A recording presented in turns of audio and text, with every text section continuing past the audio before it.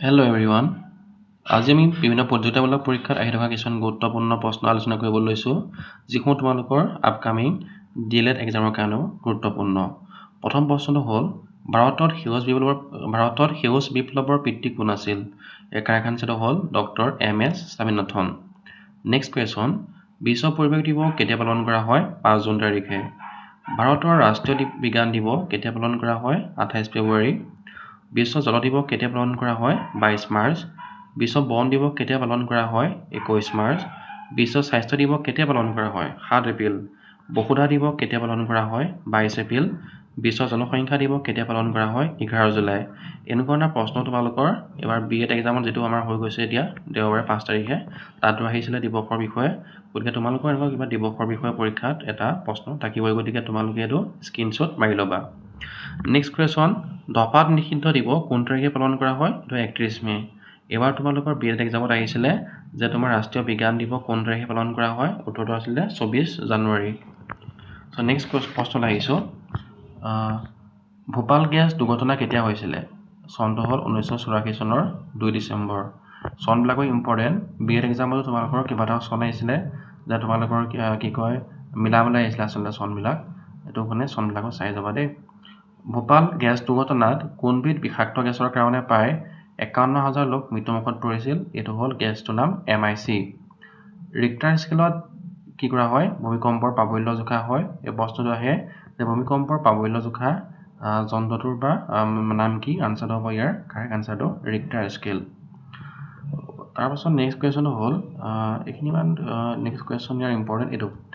Question number 282 আছে, ষ্ট্ৰেটোস্ফিয়াৰত কি গেছে অতি বেঙুনী ৰশ্মি শোষণ কৰে? এইটো হ'ল ওজন। পাছৰ প্ৰশ্নটো যে কোনবিধ প্ৰদূষকৰ কাৰণে মিনামাটা ৰোগ হয়? ইয়াৰ কাৰেক্ট আনচাৰটো হ'ব পাৰা।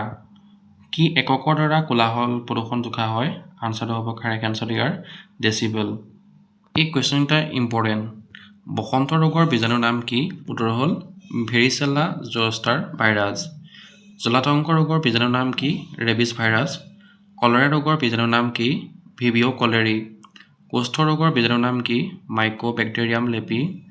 মেলেৰিয়া ৰোগৰ বীজাণুৰ নাম কি? প্লাজমডিয়াম। এমিবিয় গহনিৰ বীজাণু কি? এণ্টামিবা হিষ্টলাইটিকা। প্লেগ ৰোগৰ বীজাণুৰ নাম হ'ল পেষ্টিঅৰেলা প্লেষ্টিছ।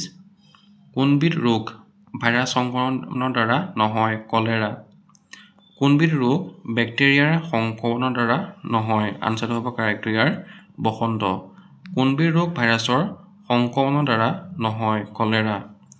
কোনবিধ ৰোগ পৰজীৱীৰ সংক্ৰমণৰ দ্বাৰা নহয়? কাৰেক্ট আনচাৰটো হ'ব ইয়াৰ মেলেৰিয়া।